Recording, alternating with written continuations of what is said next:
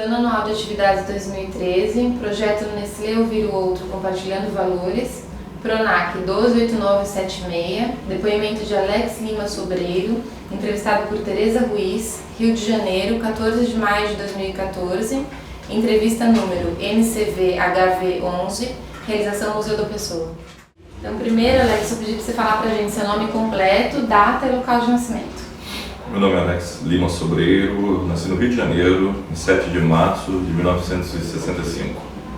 Agora, nome completo e data de nascimento e local de nascimento, se você se lembrar, do seu pai e da sua mãe. Meu pai é Aladim Antônio Sobreiro e nasceu no Rio de Janeiro em 15 de dezembro de 28.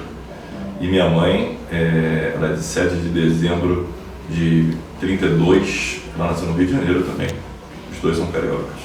E como é que eram ou são seus pais, assim, de temperamento? Eles são pessoas extremamente calmas. O meu pai é uma pessoa extremamente calma, ele já está com seus 80 e alguma coisinha, mas assim, ele não se aborrece com nada. Poucas vezes na vida eu vi meu pai se aborrecer. A minha mãe, mãe de 4 filhos, né, hoje é uma pessoa calma. Né? É uma pessoa bem calma, são bem tranquilos os dois. E o que eles faziam da vida? Com o que eles trabalhavam? Meu pai é médico, né, e minha mãe é do lar.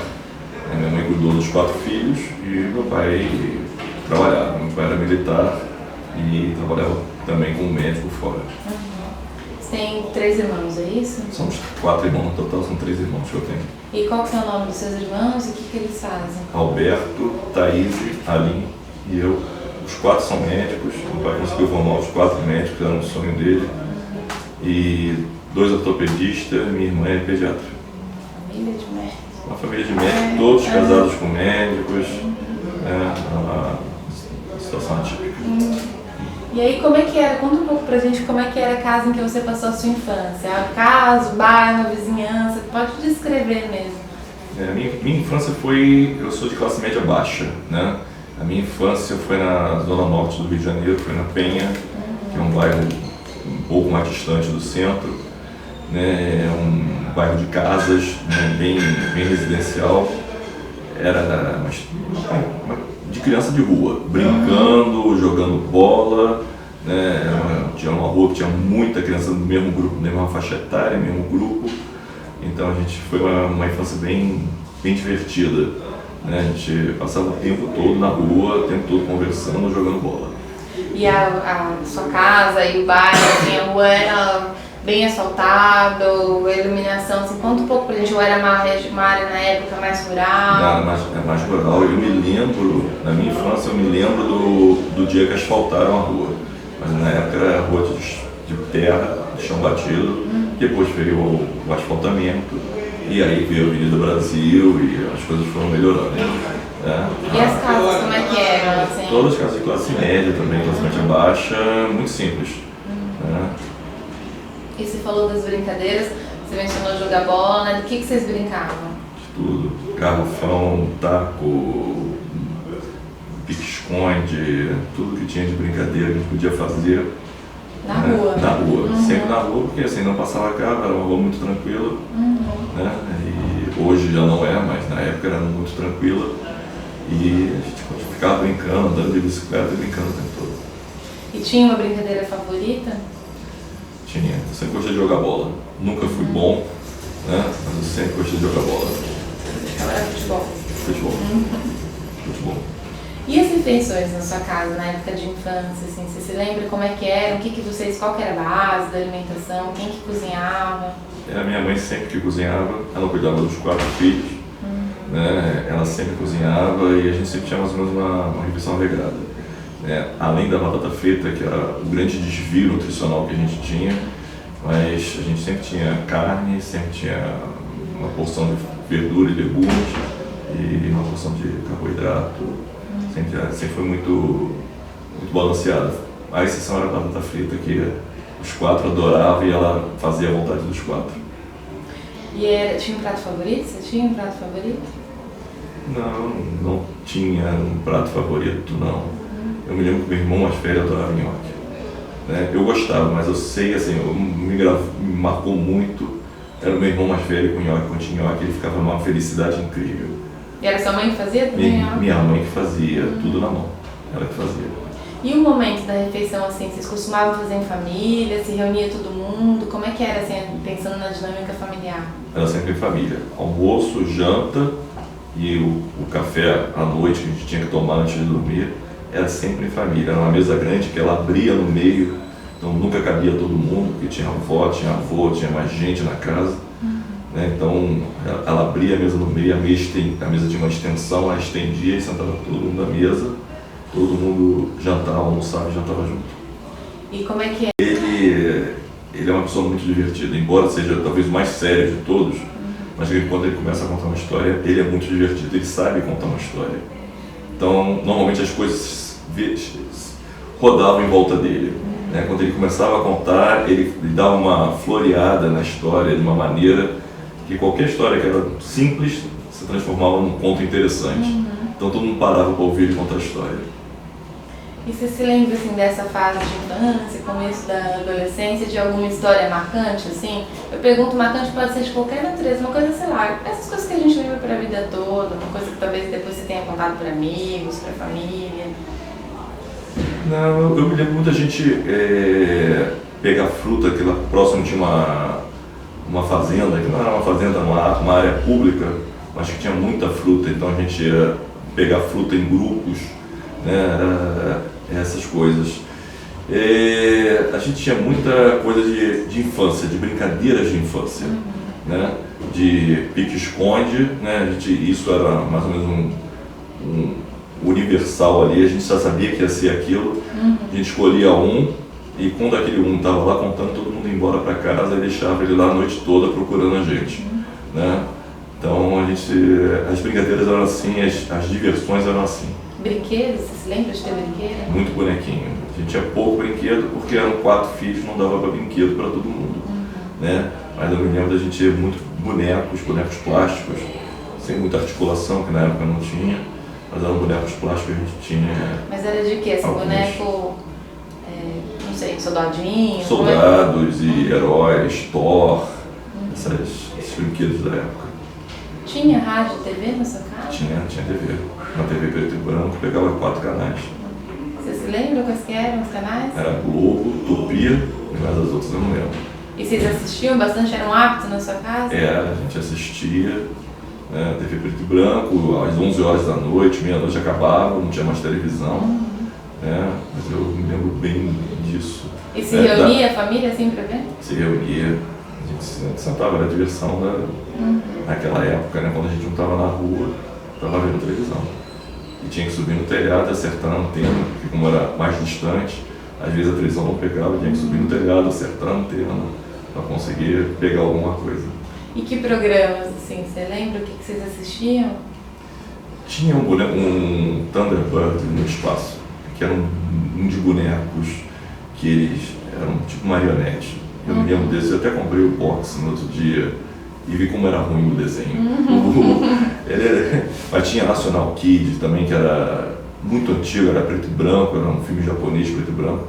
Eu também tenho o box e mesma coisa, é muito antigo. Tentei botar meu filho para ver, ele pai, não dá para ver isso, que é muito, mas na época era muito bom e eu gostava muito, a gente sentava os 4 para ver, era muito bom.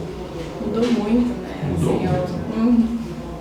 E ficou muito fácil de você descartar as coisas, né? Eu me lembro quando você tinha um capítulo, você tinha que assistir, você não tinha oportunidade, você não ia ver de novo aquele capítulo. Então você sabia que naquela hora tinha que parar para ver, porque senão você não vai passar de novo, né? Não vai ter repeteco, né? Você não vai ter como comprar a fita, baixar no computador. Né? Então tem que parar e assistir. E quando você começou a frequentar a escola? Com que idade você entrou na escola? A escola era bem na esquina da minha casa, então eu entrei com 6, 7 anos e eu estava na escola. Qual que era o nome? Você lembra? Arigosto Espinheira. Uma escola pequena, até hoje ali é o eu voto ali, né? Eu nunca troquei meu local de votação, porque eu vou lá, entro nas salas que eu estudei, né? Hoje eu tenho a sensação que as salas são bem menores do que eu imaginava na época, mas eu entro e rodo o colégio, olho o colégio todo, normalmente levo meu filho para ele ver, agora não, já está com 14 anos, já não quer mais ver, já viu várias vezes. É um colégio pequeno, assim, descreve um pouco. Ele é um colégio pequeno, deve ter em torno de 8 salas, são 2 andares, tem um pátio grande, poucos brinquedos, né? Me lembro que tinha 2 banheiros compridos grandes, um refeitório com 2 mesas compridas grandes, né? Sempre tinha macarrão na refeição. Foi uma parte interessante, porque era muito próximo da minha casa, eu vejo o colégio. Então era muito próximo, então eu nunca tive medo de ir para a escola. A escola era ali, pertinho. E era só primário na época? Na época era primário? Era só primário, só primário. E você lembra assim, a primeira ou as primeiras recordações que você tem da escola? Lembro, eu lembro a primeira e a mais forte de todas foi quando eu esqueci o dinheiro da merenda, eu tinha que comprar uma merenda, que não ia ter merenda na escola, eu ia ter que comprar, e eu esqueci o dinheiro da merenda, e eu olhava do portão, via minha mãe na porta, minha mãe não me via, e eu desesperado com isso, né? Passei fome, mas eu me lembro, essa foi uma cena que ficou marcante na minha vida. Que idade você tinha? Eu devia ter 7 anos, 7, 8 anos. Você se deu conta quando chegou na entrada da escola, é isso que tinha Não, na dinheiro? hora de descer pro recreio. Então foi assim. Depois, pior que depois eu achei o dinheiro em casa, eu achei o dinheiro, estava no outro canto, eu achei o dinheiro. Mas ficou sem merenda. Fiquei sem merenda. Você tinha uma professora assim mais marcante, um professor? Não? E uma matéria favorita? Eu sempre gostei de números, sempre gostei de matemática. Odiava português, odeio até hoje português. Mas eu sempre gostei de matemática. Então, tudo ligado à matemática, física, até química, eu sempre gostei muito, sempre fui bom aluno. Desenvolver problemas, resolver problemas. E não teve nenhum professor marcante, assim, nem de matemática? Não. Nada? Ninguém que você gostasse ou tenha influenciado especialmente? Não gostava dos professores? Não, assim, marcante eu não tive. Não tinha nenhuma relação especial? Assim, não. Tá. E depois você sai dessa escola, você vai para qual escola? Aí eu fui pro Blues Carioca, que era em Bom Sucesso, já era um bairro, 4 bairros distantes. Aí eu ia tinha um ônibus escolar que ia buscar, ia levar. E isso, como eu estudava num colégio pequeno e perto de casa, e ir para um colégio longe, um colégio que era muito grande, né? Me causou muito medo. Eu me lembro de eu chorar constantemente, né? Todos os dias eu chorava, e depois eu aprendi o caminho, né? Malandramente eu aprendi o caminho, que tinha uma paciente do meu pai, né? Que trabalhava no colégio, então eu chorava, ela me trazia para casa, né? Até o dia que minha mãe proibiu ela de me trazer e mandou eu deixar chorando lá, e eu parei de chorar. Onde que era esse colégio? É em Bom Sucesso. São escolaria, Bom Sucesso, são 3 bairros depois. Então é uma distância boa. E lá você tinha até colegial ou não? Tinha, mas aí meu pai era militar, a gente foi para Brasília. Aí eu fui morar em Brasília, morei 3 anos em Brasília. Que idade você tinha quando você foi para Brasília? Eu já devia ter em torno de 12 anos, 10 anos mais ou menos. 10 anos. Isso. E você se lembra como é que foi essa mudança assim para Brasília? Me lembro. Me lembro de algumas coisas, por exemplo, meu pai tinha uma variante antiga, e me lembro de as malas serem colocadas lá e um colega levar o carro para ele, e a gente foi num avião da FAB, que foi o primeiro voo da minha vida, e foi um pânico que eu entrei, que eu achei que o avião ia cair o tempo todo. E em Brasília talvez tenha sido a melhor parte da minha infância, ali também foi uma infância muito proveitosa. E a impressão que você teve da cidade é muito diferente, né? Muito diferente. Brasília. Muito diferente. Mas eu cheguei fazendo logo amizade. O meu irmão acima de mim, né, que não é o mais velho, é o terceiro, eu sou o quarto, eu sou o mais novo dos 4. Né? Esse meu irmão acima de mim, ele tem uma facilidade incrível de fazer amizades. Né? Ele rapidamente consegue fazer amizades, todo mundo simpatiza com ele. Então quando nós chegamos na quadra, né, assim, a gente já se enturmou, já tinha um grupo de amigos, então a gente passou os 3 anos assim, já muito tranquilo lá dentro, brincando e estudando e trabalhando e fazendo o que tinha que fazer. Onde você foi morar lá? Na 310 Sul. Então você se enturmou rápido, assim. E você entrou na adolescência lá também, né? Porque chegou com 10, saiu com 13 anos. E aí, você lembra como é que foi essa mudança, assim, se teve alguma mudança em termos de lazer, o tipo de coisa que você fazia para se divertir, nessa fase assim, de entrada na adolescência? Sair com os amigos? Não, lá a gente fazia pouca coisa. A gente ia muito ao cinema, porque próximo dali tinha um cinema, então a gente ia muito ao cinema. Né? Festas, tinha muito pouco, por incrível que pareça. Brasília é uma cidade que todo mundo fala que tem muita festa, mas na época tinha muito pouca. É uma cidade que no final de semana as pessoas iam embora de lá. Então, os garotos que ficavam por lá queriam jogar bola e se divertir. Então a gente não tinha muita festa para ir. Né? E cinema, era perto? Qual que era o cinema? Não lembro o nome, não lembro. Mas a primeira vez que você foi ao cinema, você se lembra? Lembro. Foi aqui no Rio ainda? Foi aqui no Rio. Qual que era o filme? Era um filme japonês, era A Morte em Minhas Mãos. Só tinha sangue, aquilo devia ser proibido para qualquer criança, né? Mas na época deixava entrar qualquer um. E que idade você tinha? Devia ter isso, 9, 10 anos. Aí foi aquele grupo, eu fui com meu irmão mais velho, foi aquele grupo de rapazes, e eu entrei no cinema, era uma matança só o filme. E como é que Acabou que a gente viu esse filme umas 5 vezes, né? No cinema? No cinema. Não tinha o que fazer, vamos ao cinema, vamos. Aí ia ver Morte em Minhas Mãos.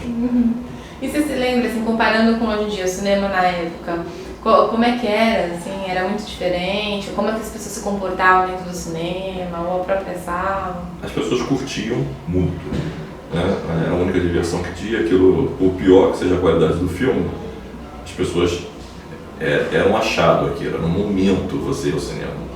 Tinha algumas pessoas que botavam a melhor roupa para ir ao cinema, né? Então, assim, não é ali na esquina, você vai, é um evento, né? Então, você ir ao cinema era um evento. E esse filme em particular era muito ruim, o cinema era muito ruim, mas você tinha um cinema do outro lado, muito próximo, onde a gente ia ver os melhores filmes lá, né? E aí sim era um evento. Você ia naquele outro cinema que era melhor, era um outro evento. Aí era bom. E comia no cinema? Você tem essa recordação? Não. Esse não tinha condições. Era muito ruim. Então, voltando agora para Brasília, você fica lá durante 3 anos. Em que colégio você estudou em Brasília? Eu estudei o tempo todo no Pio XII. Era um colégio de freiras. Era um pouco distante da minha casa, mas eu ia com meus irmãos e voltava com eles. Mas logo em seguida, no ano seguinte, meus irmãos foram para estudar no Marista. E eu continuei no Pio XII. Então eu passei a ir e voltar sozinho, que para mim foi assim, foi um momento muito interessante. Foi uma das coisas que me deixou marcado, foi eu ir e voltar sozinho, e passando pelas esquadras, atravessando pelo subterrâneo das passarelas. Não tinha passarela, era subterrâneo, né? A gente passava pelo subterrâneo e até chegar em casa era uma aventura. Eu me lembro que eu gostava muito. Você ia caminhando? Ia caminhando o tempo todo. Era muito distante? Era. Porque a 310 ficava muito próximo da W3, né? E o colégio era na L2, embora fosse mais ou menos na direção, mas era uma distância azul. Num canto da asa, outro no outro canto da asa do avião. E o colégio era muito diferente do que você estava habituado aqui no Rio? Era um colégio que não era tão grande quanto o Luso Carioca, mas ele era um colégio mais aberto. O Luso Carioca era mais prédios, né? E lá não, era mais aberto, né? Então você tinha quadra, parques, né? Várias quadras, você tinha um espaço físico maior, né? Mas eu me lembro de nesse colégio em particular, eu tive muita dificuldade de conseguir amigos, consegui muito poucos amigos. E por que você acha? Não sei, as pessoas eram muito fechadas, eu não conseguia romper a barreira nesse colégio. Então foi um colégio que eu tive muito poucos amigos. E aí quando que vocês voltaram para o Rio? 3 anos depois, né, a gente volta para o Rio, volta a morar na Penha de novo, que a casa ficou fechada nesses 3 anos, e eu volto a estudar no Luso Carioca. Estudei lá durante um período curto, tá? E logo em seguida fui estudar em outro colégio, que aí já estava no científico, já era me preparando para o vestibular. E aí nessa volta para o Rio, esse lazer assim, de juventude, mudou? Aí já mudou, embora os amigos sejam os mesmos, né? Aí a gente já saía, já ia procurar barzinho, já ia procurar festa, fazíamos a festa entre nós, né? Aí tinha uma coisa que foi muito marcante nessa época, foi um galpão que tinha 2 ruas do lado da minha, e que a gente conseguiu, estava fechado, a gente conseguiu a liberação para fazer lá festas. Então acabou que todo sábado tinha festa lá, a gente tinha DJ, nós fazíamos a festa, nós fazíamos a iluminação, então tudo tinha lá, e acabou que cobrava ingresso, né? E as pessoas iam lá, pagavam, entravam, e a gente comprava mais coisa para festa e só para se divertir. Eram os amigos assim do bairro, é isso? Os amigos do bairro, os amigos da rua. E essas festas eram como? Assim, descreve um pouco assim, o que tocava, como é que as pessoas iam vestidas, como Aquela época de dançavam. dancing days, né? Então as pessoas dançavam meio discoteque, né? Era isso, você tinha aquele momento de dancing days, dançando aquela embalo de discoteque, aí tinha um momento de música lenta, depois voltava a dançar de novo, né? E como é que as pessoas se vestiam? Você Eu me lembro. Eu me lembro que comprei a minha melhor roupa, que era uma roupa toda marrom, que era da época, uma bota que tinha na época, né? As pessoas usavam muito bota na época, né? E as meninas todas com aquelas meias brilhantes, né? Sandálias com meias brilhantes. E as músicas, você se lembra assim, pra citar o que você escutava, o que tocava nessas festas? Tocava discoteque, tocava muito frenéticas, né? Que elas estavam no auge na época. Você dançava? Eu dançava, sempre dancei muito mal. Sempre dancei muito mal. Mas dançava? Mas não, tinha que dançar. Tinha que dançar. E as músicas lentas dançavam em par? Isso, em par. Né? Aí a gente pegava uma amiga, uma colega qualquer e ia dançar. E bebida, comida? Tinha muito pouca bebida, não me lembro de bebida nessa época. Né? É algo que passou assim, eu me lembro assim, a bebida eu me lembro assim, quando eu já estava chegando aos 18 anos, que assim, a gente começou a experimentar cerveja, mas muito pouca coisa. Era uma infância bem infantil, né? Nós não tínhamos muita maldade, não ingressávamos pelo lado ruim, né? Era uma turma que era basicamente todo mundo boas pessoas, né? A grande maioria, né? Então foi momentos muito bons. E você falou de bar também, que vocês iam para bares, que bares vocês frequentavam? Tinha bares na região, né? A gente ia, mas sentava e aí comia pizza, comia alguma coisa, ficava conversando, né? Tem algum que ainda existe ainda? Não, eu passei lá há pouco tempo e nada daquilo existe mais. Tudo mudou. A região mudou muito? A região mudou muito. Quais foram assim, as principais mudanças que você percebe da época da sua juventude para hoje? Bem, nessa época, assim, violência zero. Não existia violência. Né? A gente podia andar a maneira que fosse na rua, mas a gente não tinha violência. Né? Não sei se certamente você viu o Alemão, né? A invasão do Alemão. Sim. Não é longe dali. Então, o crescimento daquela comunidade, né, degradou muito a região. Mas é uma região basicamente de casas, onde aos poucos foram surgindo indústrias, comércios, né, mas era uma região basicamente de casas e casas muito pacíficas. E depois começou a ficar muito deserta, porque as pessoas tinham muito medo de andar na rua. Mas isso já é bem mais próximo agora da década de 80. E nessa época de juventude, assim, você falou um pouco do que tocava nas festas, mas o que você gostava de escutar? Sempre gostava de escutar o rock brasileiro. Sempre gostei, até hoje eu gosto. E aí, sim, Plebe-Hood, o rock de Brasília, né? Plebe-Hood, Legião, Paralamas. Sempre gostei muito. Tinha uma música favorita, assim? Não, eu gostava muito de Bete Balanço. Eu me lembro da batida e de óculos da guitarra do Herbert Viana. Eu gostei muito daquilo. Você chegou a ver algum show do Legião Urbana? Não, do Legião não. Vi show de Paralamas, vi show de Lulu, vi show de Plebe-Hood. Alguns tantos bons. Muito bons. Né? Então depois você sai desse e vai para o científico, aí você sai dessa fase e vai para o colegial científico, Isso, né, que se chamava, né? Já tinha uma opção, tinha vestibulinho para o científico? Não tinha. Né? Não tinha. Mas você já tinha uma ideia quando você vai para o científico de que você queria prestar para medicina, vestibular para medicina? Não, na realidade eu queria fazer física. Né? Quando eu entrei no segundo grau, eu já me apaixonei por física, eu falei, eu quero fazer física. Então, uma das coisas que eu fazia era ali, pegava um ônibus e ia no Centro Brasileiro de Pesquisas Físicas, que fica ali em Botafogo. Né? Aí entrava lá, ficava rodando lá dentro e sonhava que um dia eu ia trabalhar lá. E no meio do caminho eu fiz engenharia. Fiz engenharia, passei e comecei a fazer engenharia. Meu pai é uma pessoa muito persuasiva, então aos poucos ele foi me convencendo a fazer o vestibular de medicina. Eu fiz, passei, e ele me convenceu a só começar. Eu só comecei e estou até hoje. Ele conseguiu. Ele consegue, fez isso com os 4 filhos. 2 fizeram engenharia e 2 fizeram direito. Deixa eu só voltar um pouquinho e te perguntar uma coisa que... nessa época, assim, bom, antes de adolescência, antes de entrar na faculdade, ou assim que você entra na faculdade, essa questão assim, de flerte, namoro, primeiro amor...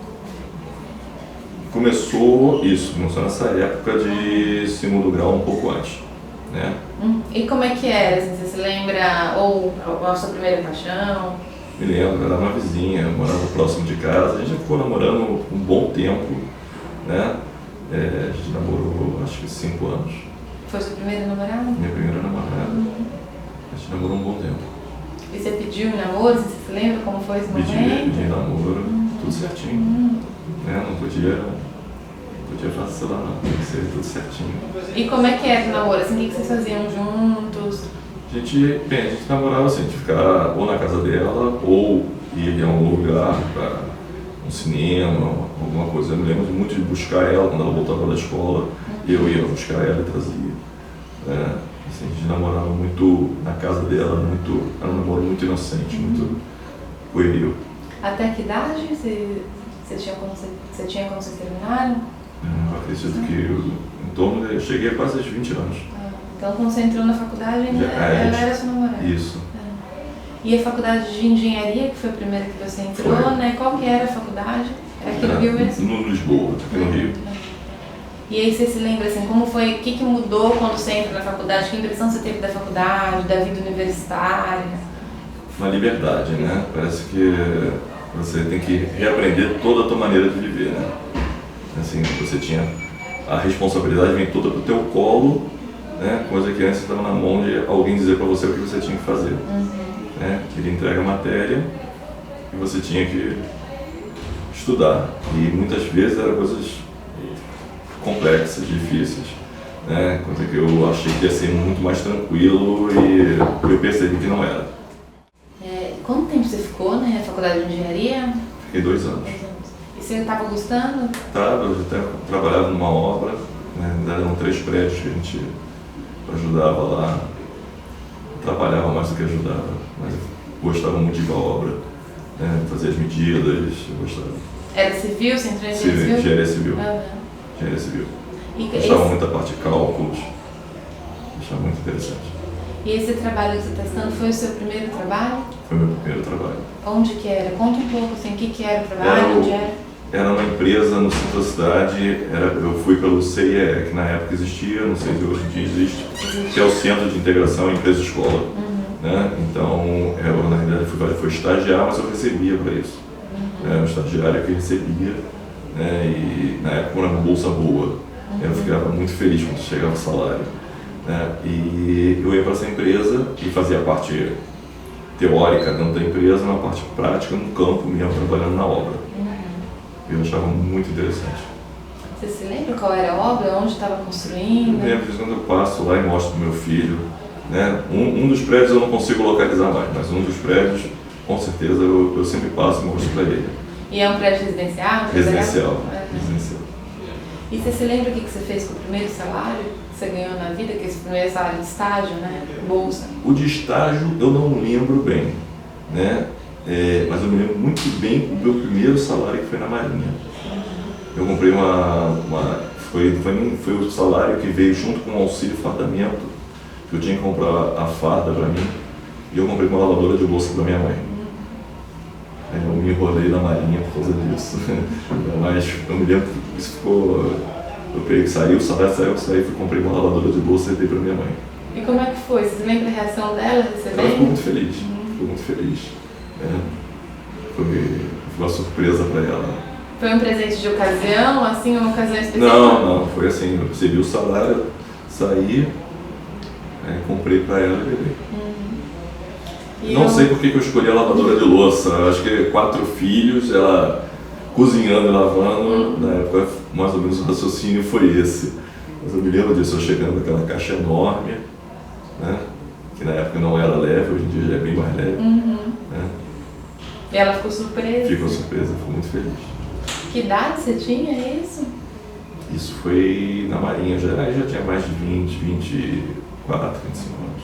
E foi antes da faculdade de medicina? Foi depois da faculdade de medicina. Foi meu primeiro salário. Ah, tá. Meu primeiro salário oficialmente foi esse. O outro era uma bolsa e depois eu recebi uma outra bolsa também. Conta então como é que foi essa transição da engenharia para a medicina. Assim, com o momento que você tomou a decisão e foi, como é que foi, né? Entrar numa outra faculdade? Eu fiz o vestibular, passei para o segundo semestre. Não passei para o primeiro. Então eu tinha um grupo de amigos dentro da engenharia. Eu me lembro que eu sofria muito para dizer para eles que eu ia sair da engenharia para a medicina. Eu só fui falar no final do semestre, lá quase chegando no final, eu fui falar para eles. Né? E para mim foi muito doloroso essa ruptura com esses amigos. Eu fui fazer medicina e de cara eu conheci logo as pessoas com quem eu convivi a faculdade inteira.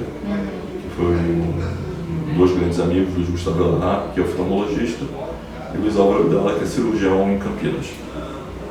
E nós três ficamos muito amigos. Então, assim, a faculdade foi muito fácil porque nós três éramos muito amigos.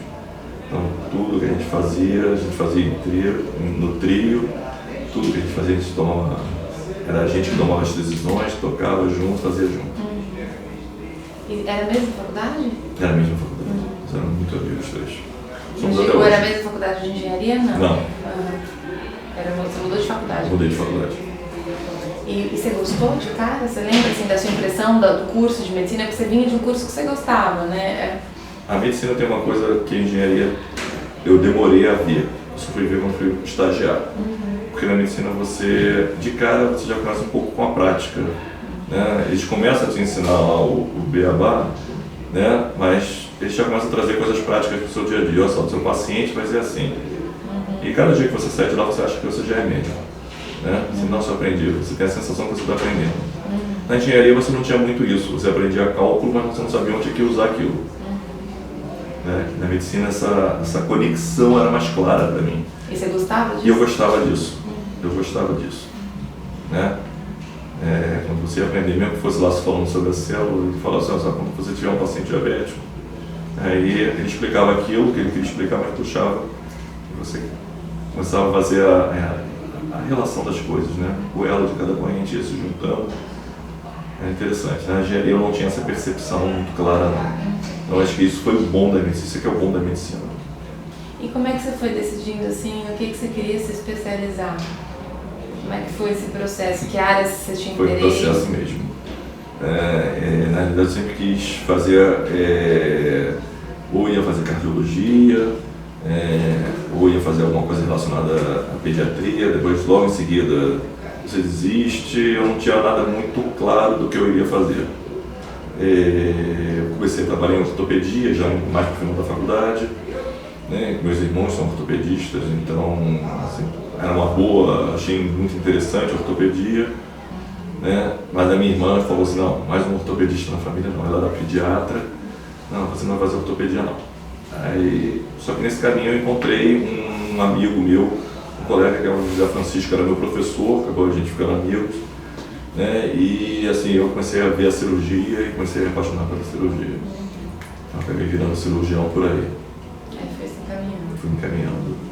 E nas suas primeiras experiências assim, de atendimento, assim, de uma relação direta com o paciente, como é que foi isso? Assim? Como é que é sair da faculdade? Isso durante a faculdade ainda, né? Estágio, depois de residência, mas como que é esse contato? Você se lembra como é que foi a sua impressão, como você se sentiu? Lembro, um pânico total. Eu me lembro do paciente me falando que tinha, e eu ouvindo, anotando. Aí eu olhei para a cara e disse, não sei o que ele tem. Normal, você está começando. Né? Aí saí, aí virei para um colega. Quando eu comecei a contar para o colega o que ele tinha, eu falei assim, ele está gripado. Eu olhei e falei assim, está gripado. Era uma coisa tão boba, mas o meu pânico não deixou perceber. Então, a primeiro atendimento era uma coisa boba, né? Mas o meu pânico não deixou perceber nada. Onde foi isso? Isso foi em Teresópolis. Um hospital pequeno que tinha em Teresópolis, mas que eu trabalhei lá durante anos. Formei e fiquei lá ainda um bom tempo, eu adorava trabalhar lá.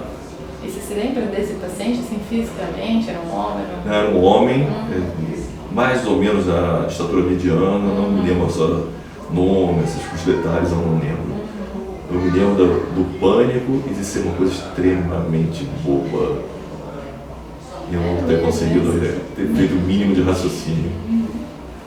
E aí, nessa história, assim, nessa coisa de atendimento com o paciente, você tem alguma história marcante, assim, uma coisa também que você sempre... Bom, essa porque foi sua primeira vez, claro, mas assim, alguma situação ou vivência atendendo, mesmo que seja marcante, seja um fato marcante para você?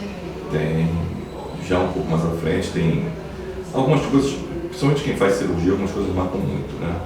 E a primeira morte que você tem, né, é uma coisa que te marca muito, né? A morte do paciente clínico, aquele que entrou pela emergência e você fez todo o possível e não conseguiu ressuscitar, você consegue tolerar bem, né? Mas o cirurgião que está operando, mesmo que seja um trauma, um caso grave, o paciente morre ali em sala com você mesmo está com o staff, estando com pessoas mais antigas, a coisa iria acontecer, normalmente você não leva muito bem, você não aceita muito bem. Eu me lembro de ter ficado muito abatido, eu sempre fui muito racional, muito tranquilo com tudo, aceitava tudo muito bem. Eu me lembro que eu não aceitei bem, né? E tive que entender que isso fazia parte do processo. Né? Que idade você tinha? Essa eu já tinha uns 25 anos, 26 anos. Então essa parte faz parte desse processo. E quando chega nesse processo, você tem que aprender. Se você não aprende, se você não consegue aprender, você não é cirurgião. O cirurgião é aquele que sofre, aprende e não torna a repetir erros ou pega aquele fato e acrescenta. Né? Então foi um momento muito marcante para mim. Eu era muito novo, né? Embora eu tivesse com um cirurgião extremamente experiente do meu lado, mas eu era novo e ver o paciente morrer e eu estar não podendo fazer nada, assim, a vontade de desistir é muito grande. É muito grande. É forte mesmo. Explica um pouco pra gente, assim, qual que é o trabalho do cirurgião geral, qual que é o seu trabalho? Assim? Bem, eu sou cirurgião geral, mas eu sou cirurgião do trauma. Né? Eu faço cirurgia do trauma. O cirurgião geral é aquele que opera basicamente tudo. Tá? Ele opera tórax, abdômen, cabeça e pescoço, qualquer coisa em abdômen. Tá? Ele não é um cirurgião especializado em cirurgia oncológica, não. Ele faz câncer, ele faz trauma. Né? É um cirurgião que tem uma visão mais generalista, né? E atua em vários segmentos da parte cirúrgica. No meu caso, assim, eu procurei formação em tudo, até em cirurgia vascular, em cirurgia torácica, né? Dentro da cirurgia geral. Como eu faço trauma, eu tenho que abrir tórax, tenho que fazer lesão cardíaca, tenho que fazer cabeça e pescoço, então a gente tem que fazer um pouco de tudo. Né? Então a gente procura toda essa formação mais abrangente. E como é que você se torna um cirurgião do trauma? É assim que o cirurgião do trauma você... Hoje em dia, na época você fazia os 2 anos de residência, fazendo o 3º ano sendo profissional, tá? Hoje em dia você tem o 4º ano de trauma. Alguns hospitais já têm o 4º ano de trauma, tá? Na época não existia. Na época você ia procurar a sua formação nos melhores centros. E o que te levou a essa escolha, assim, a cirurgião do trauma? É o estresse. Um estresse, uma adrenalina, um estresse muito bom. Você tem momentos curtos, poucos momentos para definir o que você vai fazer. Tá? Então, decisões rápidas, em momentos curtos, né? E rapidamente definir e rapidamente você vê o resultado também. Você salva a vida dele. Nem que você tenha que operá-lo mais tarde, mas você salva a vida dele. E os cirurgiões do trauma estão trabalhando no pronto-socorro, pronto atendimento, é isso? Isso. Hoje, eu sou médico do meu hospital, que é o Hospital Estadual Albert Schweitzer, que é um hospital de trauma do Rio de Janeiro, então, que mais opera a parte ortopédica, né? E que tem a parte cirúrgica forte também. Hoje eu sou o chefe da cirurgia do Hospital Albert Schweitzer, mas até hoje eu dou plantão nesse hospital. Eu gosto de dar plantão, gosto da emergência. É uma região de conflito, onde você tem várias favelas, com várias facções diferentes, desde o PP, Comando Vermelho, o Terceiro Comando. Então, assim, nós temos uma experiência grande em lesão com projetil de alta velocidade, tiro de fuzil e pistola de calibre grosso, né, de grande calibre. Então, é uma coisa que eu gosto de fazer. E é uma coisa muito rápida, né? Imagino que seja um atendimento todo muito rápido. Mas você teve já mesmo sendo essa coisa tão rápida, algum paciente que tenha sido marcante, assim? Tem. A gente teve no massacre daquelas crianças de Realengo. Foi no dia nosso que estava lá, no meu dia de plantão, mas é um dia assim que eu me lembro daquela sequência de eventos acontecendo. Foi uma tragédia que você pensa que não vai viver, por mais que você tenha estudado o evento de múltiplas vítimas, né, que você vai romper sua capacidade de atendimento, né, você sofre muito no desfecho final, né, e você descobre que você mesmo errou em algumas coisas, né, tecnicamente. Vocês receberam essas vítimas de Realengo, foi isso? Foram 25 crianças, todas com tiro, né, lesões graves, lesões menos graves. Foram 3 operadas na unidade, não tenho os números de cabeça, mas acho que de 11 mortos logo de início. E você fazer triagem nesses eventos que rompem a tua capacidade de atendimento. Fazer a triagem, né, é muito difícil. Você olhar para uma criança e falar assim, você não tem condições mais de viver. E largar e passar para outra é uma coisa que você, nos livros, diz que você não consegue, muitas vezes você não consegue fazer. E eu descobri na minha própria pele que eu não consegui fazer. Nessa situação. Nessa situação. Eu tinha um melhor cirurgião, que era o Menescal, Pedro Augusto Sampaio Menescal. Ele fez a triagem, ele é um cirurgião extremamente antigo, um cirurgião experiente, né? E ele sofreu muito. Todo mundo sofreu, todo mundo chorou, não tinha quem não chore. Não tem como. Se eu começar a falar aqui, eu choro de novo, e quantas vezes eu falar isso, eu choro. Né? Foi muito difícil. É diferente, você sente diferença assim, na sua prática com o médico quando é um adulto ou quando é uma criança, ou quando é um senhor, uma pessoa de mais idade? É mais difícil lidar com alguma dessas faixas etárias? A criança é sempre mais difícil. A criança é sempre mais difícil. Por mais que você saiba que o desfecho não é bom, você acaba passando dos limites do razoável para tentar fazer uma coisa que você sabe que não vai ter jeito. E isso está no livro. Né? Você sabe que você teu psicológico não deixa você parar. Você contou desse fato marcante que foi a primeira vez que você perdeu um paciente, né? Mas queria saber se tem um marcante do outro lado, uma vez que você salvou, alguma coisa que te marcou, uma vez que você tenha salvado a vida de alguém. Tenho alguns pacientes, né, de lesão cardíaca que a gente operou no hospital, mas tem uma paciente que ficou 1 ano internada no hospital com uma fístula aí, que a gente foi operada 6 vezes. Uma garota nova, até hoje eu tenho foto dela me abraçando, uma coisa meio desproporcional, porque eu tenho 1,92 m, ela era pequenininha, mas até hoje ela vai no hospital, o hospital inteiro conhece ela. Então, assim, salvar a vida dela hoje, ela retornou ao dia a dia dela, né? A Poliana, não sei se posso falar o nome dela, claro. Mas a Poliana é uma pessoa conhecida no hospital, todo mundo conhece. Ela já é franqueada, já entra no serviço, porque todo mundo adora ela. O que ela tinha? E ela, infelizmente, não posso falar dela. Oi? Não pode? Não pode. É verdade. Se eu não tivesse falado do nome, eu podia falar. É verdade, tudo bem.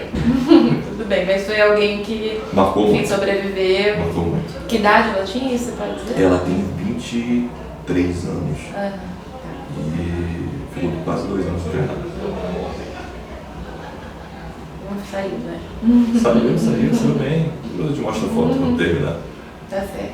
Queria saber agora, voltando um pouco mais para a esfera pessoal. Desculpa, eu vi escorregar, tentei salvar. Desculpa. Imagina, não tem Desculpa, problema, Alex. Voltando assim mais para a esfera. Posso continuar? Tá tudo bem aí? Tudo em cima. Mais para a esfera pessoal, queria saber como é que você conheceu a sua esposa. Quando e como? Nós éramos colegas de turma, né? A gente era da mesma turma. Na verdade, a gente não se falava. Né? A gente passou os 6 anos de faculdade sem se falar. Eu tinha um namorado e eu tocava a minha vida. Mas você era interessado? Você tinha interesse? Não, ela não gostava de mim, eu não gostava dela. Não gostava? Não, assim, não é que eu não gostasse, né? Sim, mas ela não gostava de mim, era uma coisa clara. Mas mais pro final da faculdade a gente começou a conviver junto e começou a haver pontos convergentes, né? Então foi algo meio gradativo, não foi de uma hora para outra, foi gradativo. Vocês ficaram amigos antes? Ficamos amigos durante algum tempo. Depois da faculdade a gente continuou amigo e mais ou menos na residência a gente começou a namorar. Ela trabalha em que área? Ela é cirurgiã vascular. E aí você se lembra desse começo de namoro? Assim, teve marca, um pedido de namoro, alguma coisa assim? Não teve um pedido de namoro. Não teve. A gente começou a namorar e pronto, namoramos. E quanto tempo vocês namoraram? Uns 2 anos, mais ou menos o tempo da residência. E logo depois a gente começou a morar junto e em seguida a gente casou. E fizeram um casamento, assim, Fizemos um casamento. formal, tudo? Não, tinha que ser casamento. A família dela é portuguesa, todos moram em Portugal, então a gente teve que ir a Portugal, casar na igreja, de véu e grinalda, terno e gravata, correr as proclamas aqui, correr lá, teve que fazer tudo certinho. Foi em Portugal, em que cidade? Foi em Lisboa, né? Um pouquinho afastado de Lisboa, que é Oeiras, né? É quase Estoril. Né? E como é que foi o casamento? Conta um pouco como é que foi a igreja, os preparativos. A igreja é uma igreja do bairro, que é uma igreja simples, cabeu cerca de 300 pessoas, 400 pessoas. Né? Foi um casamento extremamente simples. Tá? Para você ter uma ideia, só tinha um convidado na igreja e tinha uma senhora esperando a missa. Né? Então só tinham 2 pessoas sentadinhas lá, né? E os padrinhos, eu e ela. Né? Eu me lembro do padre chorar, emocionado. Né? O padre acabou ficando nosso amigo. Então, retomando, você estava dizendo que o casamento foi numa igreja pequenininha, só 2 convidados e família, né? A igreja não era muito pequena, Não? mediana. De bairro. É a igreja de bairro. E por que o padre chorou? Porque ele ficou comovido. Eu também chorava, eu choro à toa também. Então eu chorei, ele também chorou, né? E todo mundo chorava ali.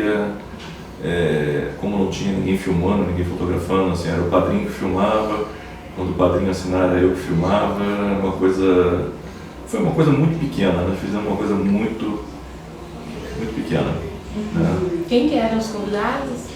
O convidado era uma amiga do meu cunhado. Tá? Ela trabalhava, era professora de matemática da Universidade de Lisboa. Né?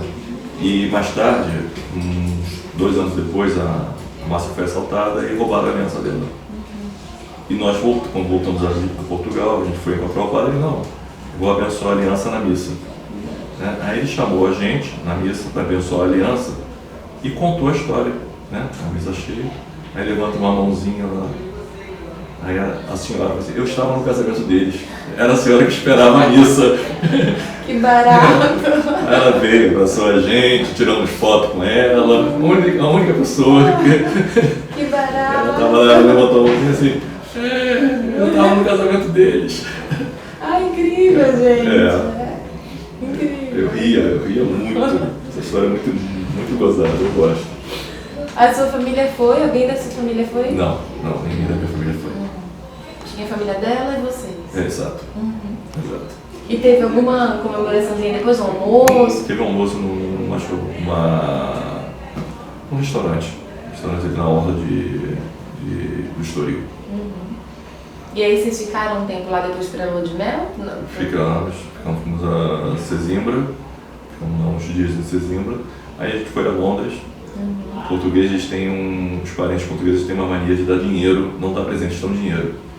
Né? E de uma hora para outra a gente não sabia disso, chegou uma opção de dinheiro pra gente.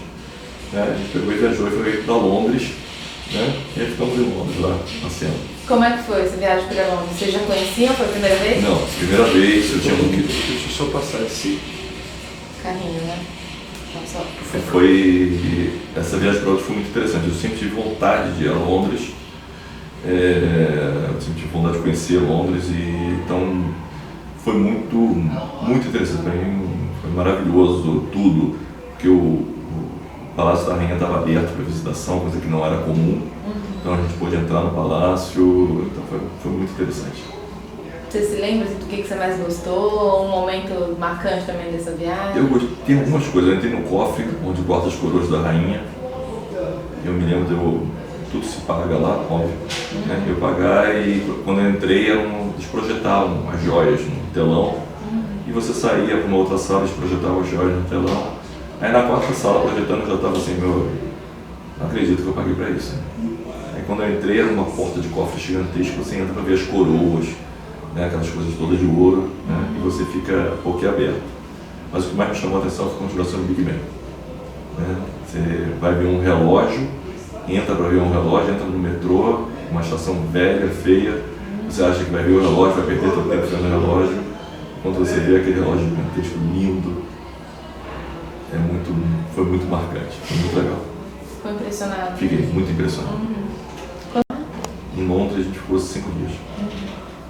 Depois voltaram, né? Depois voltamos. E aí vocês já moravam juntos, você disse, né? A gente foi morar no Flamengo, mais tarde a gente morou no Rio Comprido. A gente morava no Flamengo. E aí você mencionou que você tem um filho, né? Isso. Eu queria saber como é que foi, assim, a gravidez, como vocês ficaram sabendo da gravidez. O Luiz hoje tem 14 anos, nasceu em 2000. Né? A gente soube da gravidez por um teste muito interessante, foi a carne estragada. A gente almoçando no restaurante onde a gente sempre ia, né, que serve o prato principal é carne, e ela cismou que a carne estava estragada. Só aquela confusão, não tá, a gente prova, não tá, a carne está estragada, não tá. E a minha mãe falou assim, ela está grávida. E ela, não tô, porque ela já tinha tentado de tudo, não tinha conseguido, e já tinham falado que ela não ia conseguir engravidar. Né? Não tô. Aí saímos dali no dia seguinte, por exemplo, comecei a perturbar ela, fizemos o teste, ela positivo. Quantos vocês estavam? Quase 6 anos. Antes? Já tinha tentado antes, não tinha conseguido. E aí como é que foi, assim, essa notícia? Foi bom, uma alegria. Sabendo que a menina então foi maravilhoso. Né? Eu queria menina, ela queria menino, mas aí foi muito bom, muito bom. A gravidez, assim, você se lembra como é que foi, todo o tempo de gravidez? A gravidez foi relativamente tranquila. Né? O segundo, na verdade, para frente é que começou a enrolar mais. Ele tinha uma circular de cordão, que era o cordão enrolado no pescoço. Né? Então a gente foi fazendo acompanhamento semanal. Né? E ela não deixou de trabalhar em nenhum momento. Então, na última semana, ela sentiu que ele deu uma parada de mexer, né? E a gente foi fazer carro de toque, fazer exame para diminuir a quantidade de líquido, e ele resolveu tirar. Né? E tem que tirar o neném, tá? Vai entrar em sofrimento, então tem que tirar ele fora. Né? Mas o que aconteceu para diminuir o líquido? Né? Aí ela conta, não, é que eu estava com um paciente lá, e o paciente parou, eu arrastei ele na maca, massageei, entubei, não sei o que, depois empurrei ele até a emergência, não tinha ninguém para ajudar. E em cima da maca, aquela coisa toda, ela com aquele barrigão, né? Aí nisso perdeu o líquido e deve ter tido uma perda insensível lá qualquer que ela não percebeu. Né? E daí pra frente aí tirou o neném. Você acompanhou o parto? Acompanhei. E como é que foi? Foi horrível. Né? Eu nunca gostei de obstetrícia e assim, eu achava que, né, eu não fiquei, porque eu não queria pressionar ninguém, né? Porque todo mundo sabe assim, médico, cirurgião, então eu fiquei no meu canto lá com ela, e eu me lembro de eu olhar assim e ter saído muito pouca água. Né? Aí lá, ai meu Deus. Ela, tá tudo bem? Eu falei, tudo bem, tudo tranquilo, fica calmo. Aí tira ele leva. Ai meu Deus, aí sai aquele ratinho, né? Sempre você acha que vai sair um garoto parrudo, vai sair um ratinho. Né? E a gravação da filmagem do parto, né, é um silêncio, né? E só tá a mulher do obstetra, a mulher do Filipe, falando assim, cara, não tem o nariz do Dino. O Dino era o nosso cachorro.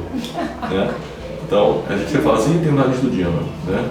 Ela fala assim, não tem o nariz do Dino. A única coisa que se falou nesse tempo, todo mundo nervoso, foi não tem o nariz do Dino. Muito bom.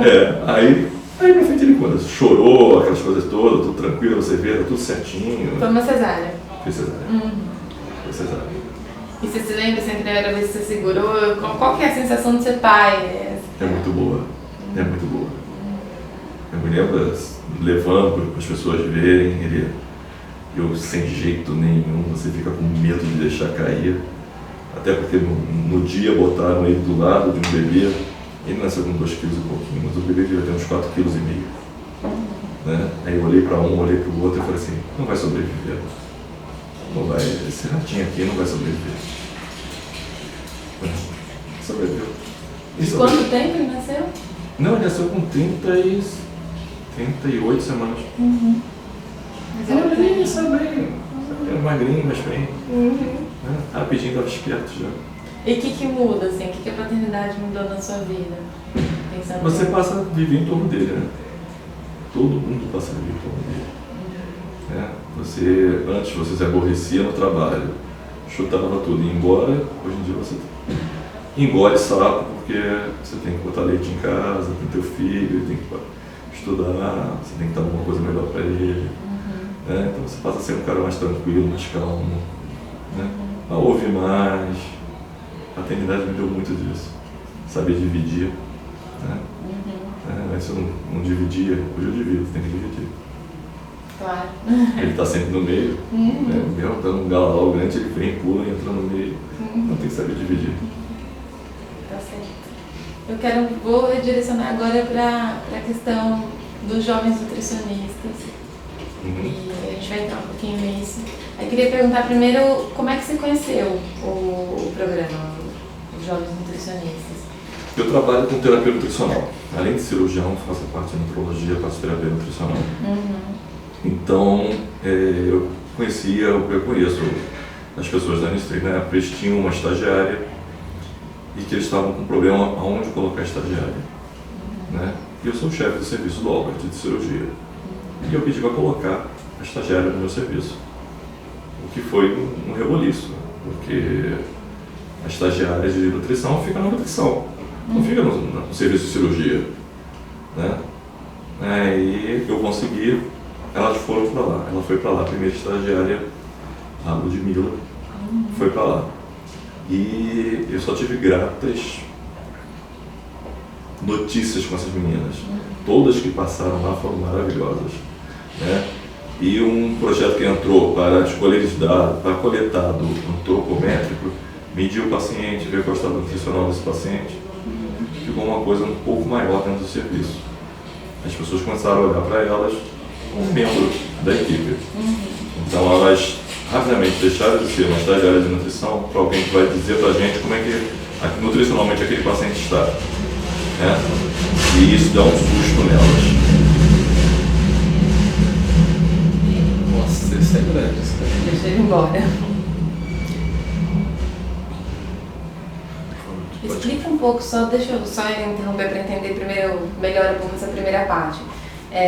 Equipe de cirurgia, é isso? Uma equipe que cuida que cuida do paciente. Que cuida do paciente. Qual que é a função dela? Qual que é o papel dela dentro de todos os cuidados, né, que aquele paciente? Isso, primeiro avaliar o paciente, né, avaliar nutricionalmente o paciente. Uma das maiores fontes de complicação cirúrgica é a desnutrição. Então, um paciente desnutrido, um paciente mal nutrido, é um paciente que complica. Se você não dá proteína no paciente, ele não tem proteína para cicatrizar. Então, a tua anastomose, a ressecção que você fez, anastomosou, ela não vai ter a cola para colar. Então, você tem que ter um bom estado nutricional. Hoje, em nutrição, uma das coisas que mais se escreve é a nutrição em paciente cirúrgico. Porque é onde tem o melhor resultado. Onde você vê o resultado muito claramente. Tá? Então elas vieram para colher dados, elas acabaram passando para a gente como é que os pacientes estavam, e começaram a participar do round cirúrgico. Né? O que significa isso? O round cirúrgico é quando a gente se reúne todos os cirurgiões, né, e discute todos os pacientes. Né? A gente discute caso a caso todos os pacientes. Normalmente isso é diário. Eventualmente não tem, mas normalmente é diário. Tá? E nós começamos a fazer o round multidisciplinar. Então, além dos cirurgiões, veio a enfermagem, veio a fisioterapia e veio a estagiária de nutrição.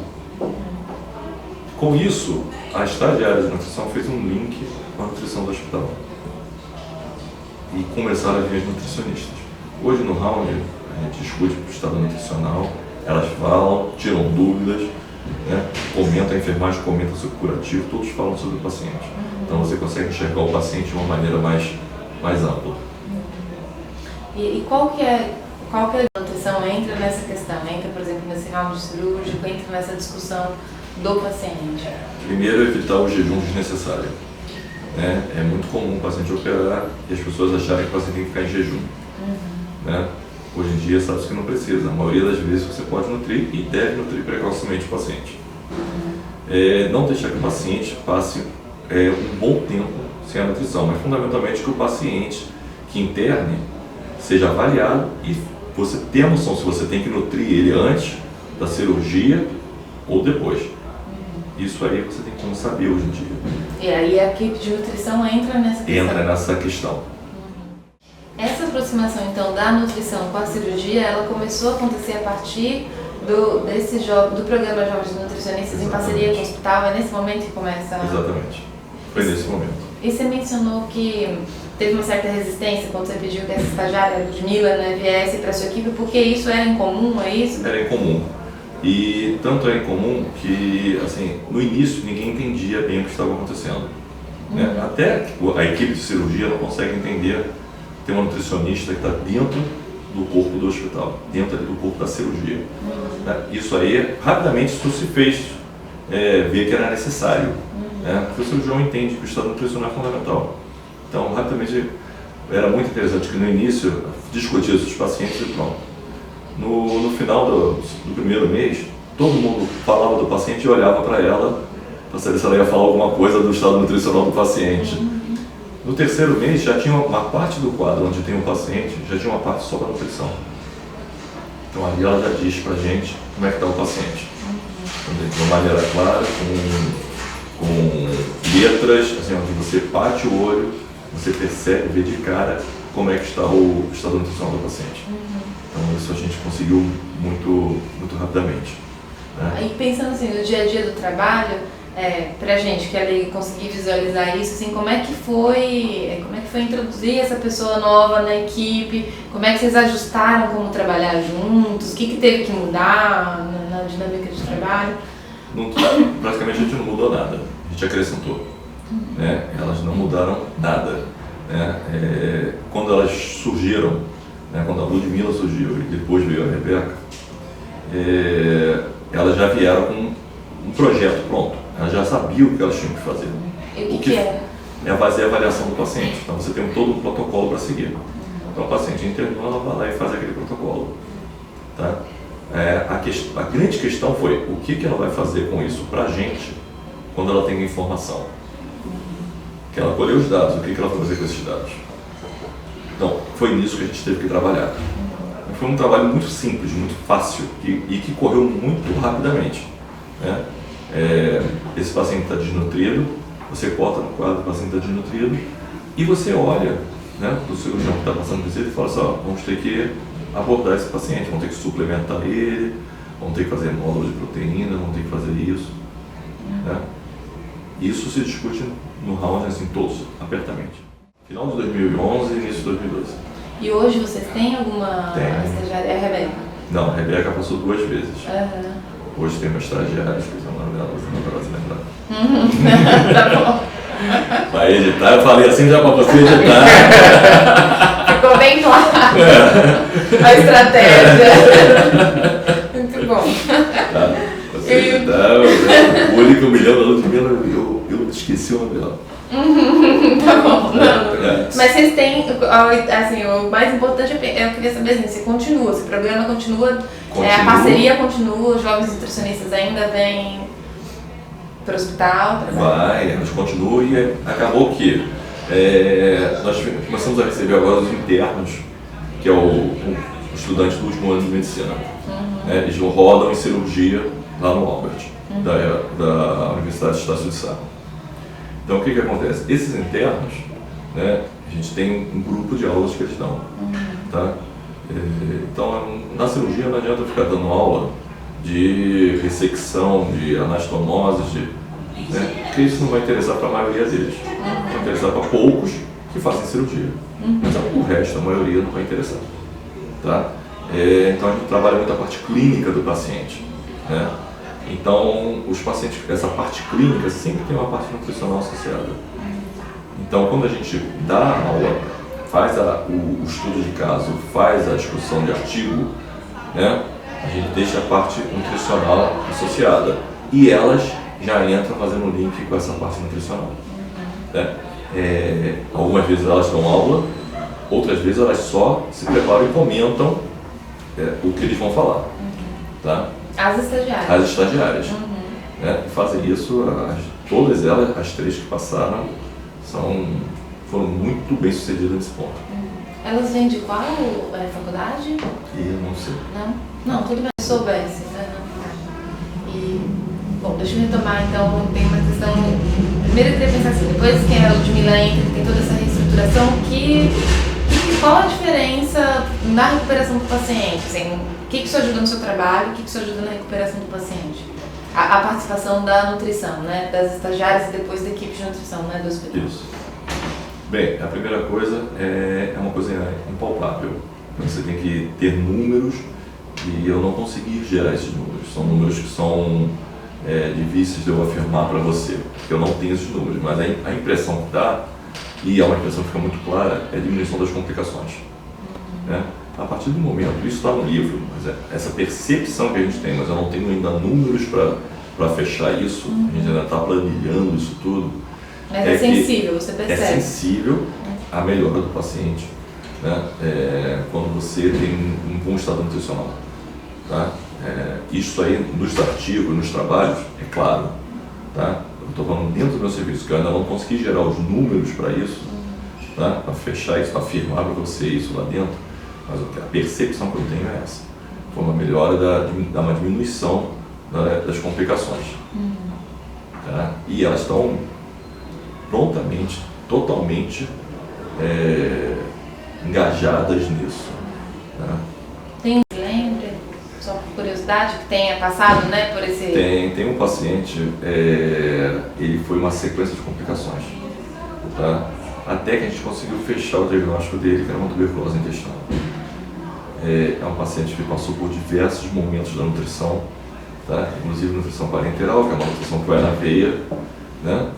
E no final a gente conseguiu fechar que era uma tuberculose, né? E uma tuberculose intestinal, né? E é um paciente que complicou porque ele veio de uma cirurgia e foi fazendo uma sequência de complicações.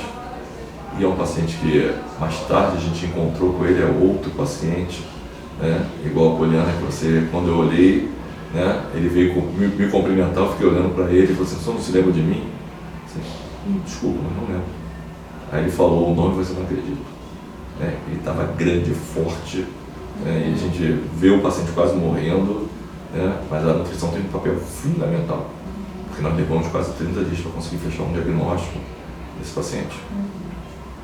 E aí, em termos assim, isso é bem sua opinião pessoal, bom, também profissional, mas em termos profissionais, o que você acha que essa experiência ajuda essas estagiárias, assim, em termos de carreira mesmo, de profissão, essa passagem pelo hospital, no caso as pessoas, as estagiárias com quem você teve contato, né? Isso.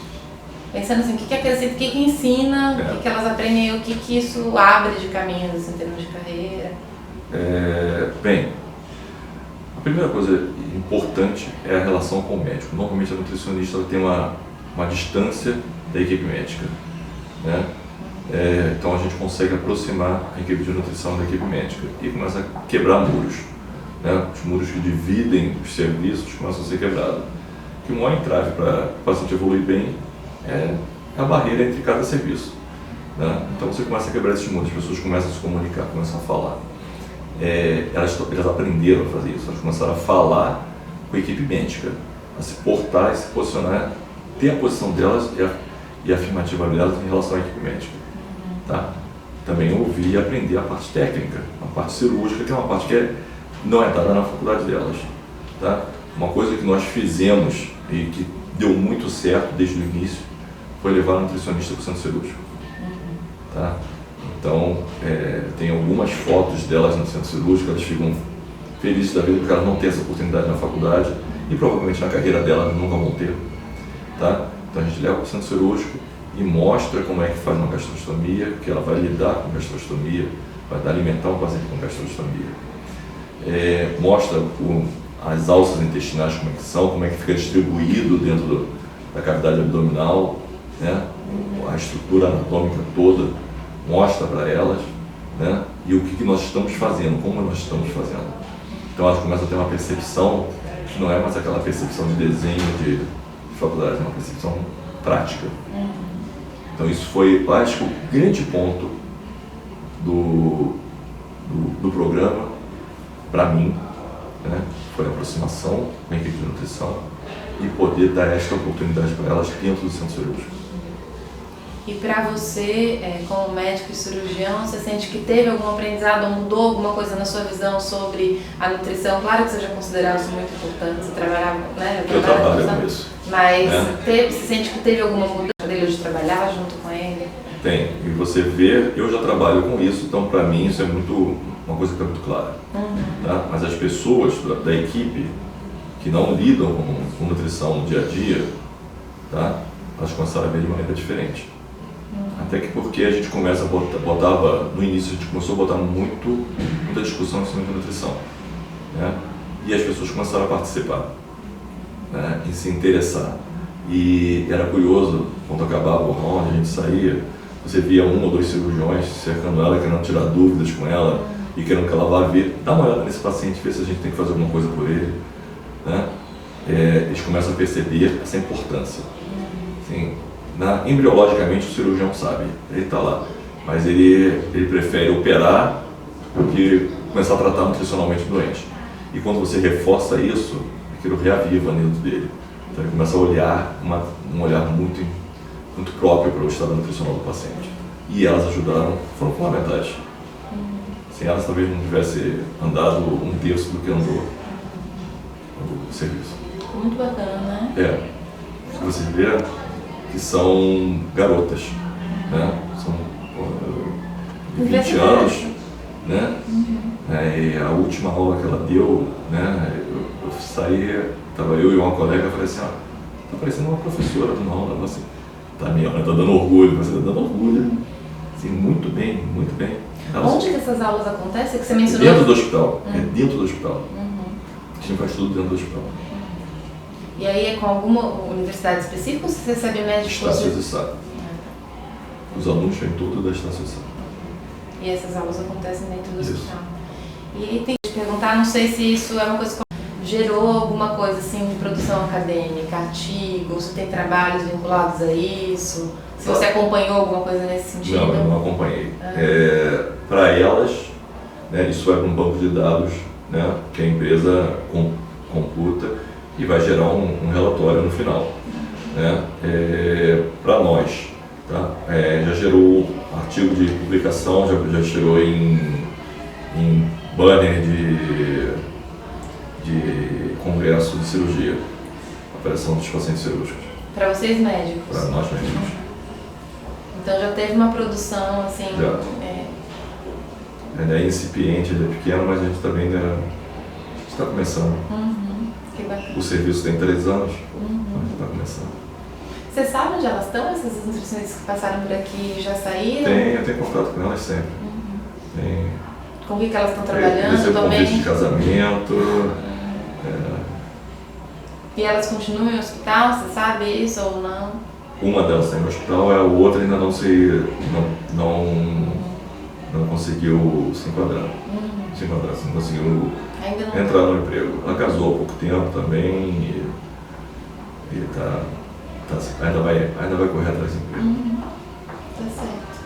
A gente vai encaminhando para o final, então, mas antes de fazer, tem uma sequência de perguntas finais. Eu queria saber se tem alguma coisa que a gente não perguntou que você gostaria de falar. Pode ser da vida pessoal, pode ser da vida profissional, pode ser do programa, jovens nutricionistas, nada. Não. Algum fato, nada que... Nada na minha cabeça agora. Não. Você tem que mandar essas coisas por e-mail, vou me preparar. Não, mas isso saiu super bem, assim. Algum fato, alguma coisa assim, agora que te venha mais marcante dos jovens nutricionistas, dessa relação? Tem alguma coisa que... Só a relação mesmo que a gente forma, que foi um pouco além da relação profissional. A gente acabou ficando amigos. Né? E não é aquele amigo de Facebook que a gente só curte, né?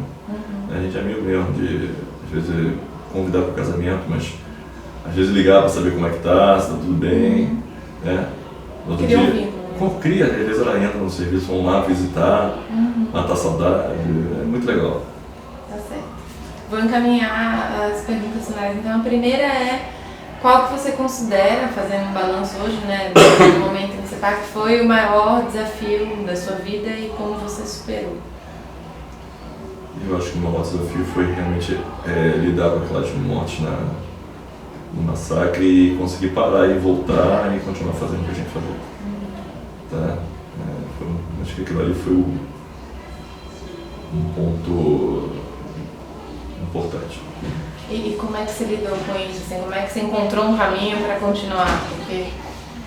Aprendendo. Considerei um aprendizado, né? Vamos lá. Não pode parar. Não dá para parar, não. A próxima é: quais são seus sonhos hoje? Isso em qualquer esfera, assim, quais são seus desejos? Quais são seus sonhos? Bem, eu quero ter minha residência médica no meu hospital, que estou trabalhando, continuar sendo chefe lá do serviço, mas eu quero ter a residência médica lá. Quero viajar muito, né? E aproveitar muito a vida. Ou tem um destino assim que já está em mente? Sim, tem um destino. Gostaria de ir a Praga, conhecer Praga. Não sei se vai ser agora, mas acho que nos próximos 2 anos eu vou. Tá certo. E por fim, como é que foi contar a sua história, dar esse depoimento? A gente tem que recordar muita coisa, né? Recordar muita coisa. Tem muita coisa boa que assim passa na cabeça assim, na época de Brasília, na época da infância, né?